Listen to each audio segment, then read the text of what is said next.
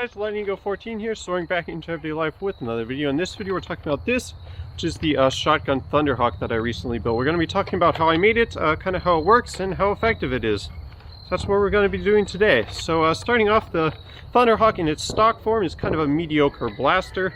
It's kind of a combination of the Deploy, the Battle Scout, and the Centurion, which is hilarious because there's three of the blasters that are sort of considered to be some of the worst blasters Nerf has ever made, which is hilarious. But and then it's got the indexing clip from the Battle Scout, and then it's got the bolt action from the long kind of mega blaster thing from the Centurion, and then it's got this obnoxious barrel that slides out and makes it super long. That's kind of like the Deploy. So this mod, which is by an undead dude on Thingiverse, it takes it from that form into a pump action shotgun blast that is altogether way more practical. And it gives it the ability to shoot triple elite, 4x half darts, ultra, the stock mega ones of course, rival, and I think there's even a couple boomco clips as well. So it's very versatile in the amount of ammo types that it can feed. And then on top of that, you can also load single shells for a singular ammo type if you just want to quick swap and shoot something else, just one round of it. And then on top of that, you can also feed it from a belt, which kind of sticks out the side, and that's just absurd and hilarious, and I love that. I haven't printed that part yet, and I'm not sure I will, but that is a thing, which is pretty neat. So I built this blaster following using the files by an undead dude on Thingiverse, and then I also followed the Make Test Battle Super Thunderhawk guide, which was their kind of video on this blaster and how to build it, and that was super helpful in that regard. I did change a couple of things when I built it. With the way the files are set up normally, you're supposed to use internal priming bars that you kind of cut, which you have to cut out of aluminum yourself and drill and kind of shape and stuff, and that sounded like entirely way too much work, so I decided to go with external priming bars instead. And the way that I've done that, I'm not sure how well this is going to show up on camera, but I have edited the pump grip files so that two nuts stick outwards, or two bolts stick outwards from it, and then I have put my priming bars and attached those to that. And then for the back half, I have run coat hanger wire through a hole in the priming bars there as well. And this is the same way basically that I made a couple of other pump grips or pump action conversions for several other blasters. I did my tri-strike and also my long shot this same way, and it works rather well. I'm not sure what this material is. It's something I picked up at Goodwill, but it works fairly well for this purpose.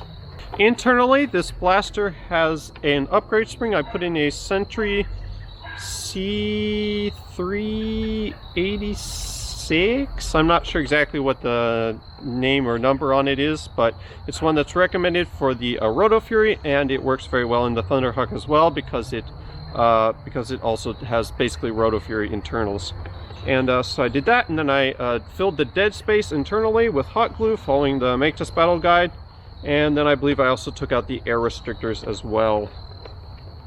So that's enough rambling about it. Let's do a firing demo. Do a firing demo of the shotgun Thunderhawk now. Here we go. I've got starting off with the original mega clip. We can move back a bit even.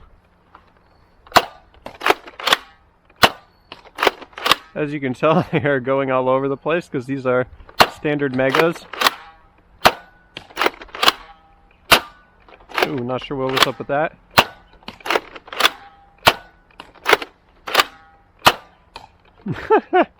Yeah, that accuracy is something. And this one does not do the thing, but you will see what I'm talking about in a second. Alright, that's that one. Let's do the single elite. See, I've printed them in different colors. This one is single elite. We've got it loaded up with AccuFakes. And the interesting thing about this is that you have to prime it before inserting the clip, because every time you move the pump, it advances the clip. And so when you insert it, it locks in place. You push it in, and then it locks in place. It stops it going back the other way.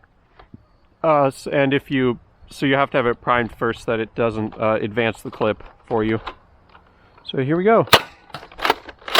This one is honestly pretty good power. I think it was like 100 FPS or so. maybe more. It's pretty accurate too.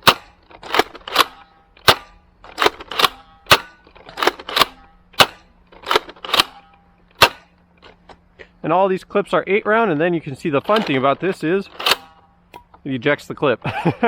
That's super fun.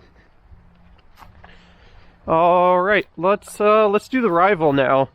I've got this rival clip loaded up. I've got it with 3 singles, 2 doubles, and 3 triples.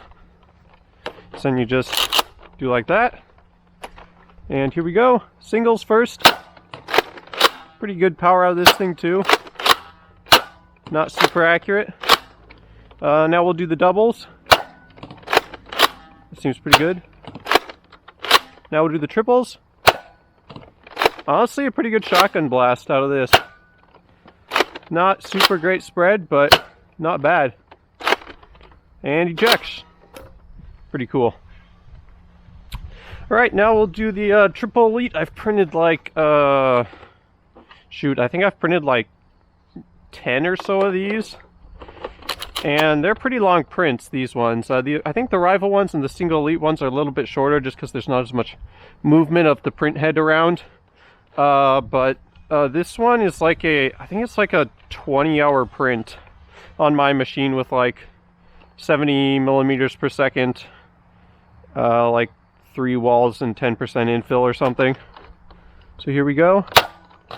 This one actually gets a really good spread. I'm pretty happy with that. You see we've got a pretty wide spread, which would be perfect for trying to hit people. I have used this blaster in 1 game so far. I used it for a round of free-for-all. I got several kills with it. I would just manage to...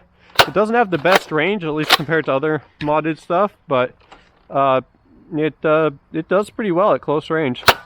For something like an indoor arena or even HVZ, this thing would be quite good. And ejection. So that's that. So overall, I'm very happy with this modification. I think it's very fun to use. I love the way it ejects the clips out the side when you're done firing. I think that's super fun. And the fact that I can take a multitude of ammo types is really neat as well. If I had to make a couple minor complaints, that would be that the stock pump grip is not super comfortable.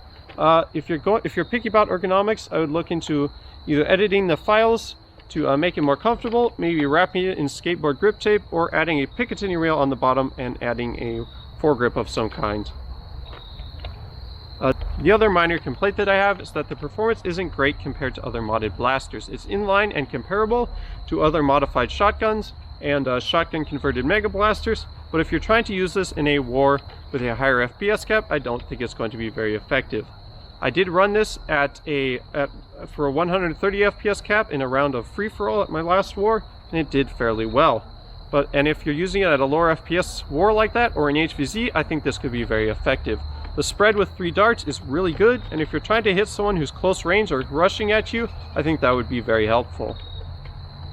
Comparing it to other shotguns on the market, this blaster is by the same guy who did the shotgun Megalodon drum, which I did a video about earlier, and I talked about that one as being arguably one of the best shotguns for Nerf.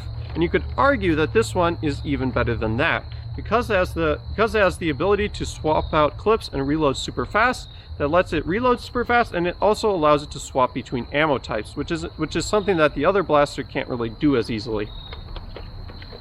So I think that's basically my thoughts on the blaster. I really like it a lot. I think it works well, and a huge thank you again to Make This Battle for their Super Thunderhawk video, which was super helpful in modifying this, and also again to An Undead Dude for providing the files for free on Thingiverse. If you're looking to buy one of these, you can't. The only way you're going to get these is by printing it yourself or by ordering it printed from someone else. As I mentioned earlier, the files for my edited pump grip are on Thingiverse. However, you'll have to figure out what kind of bolts I used because I don't even know that myself, which is unfortunate. But that's all my thoughts on the blaster. If you enjoyed the video, please comment, like, and subscribe. I read all the comments, so let me know what your thoughts are on this blaster. That's going to do it for this video. Thank you so much for watching. I'll see you guys in the next video. Bye bye.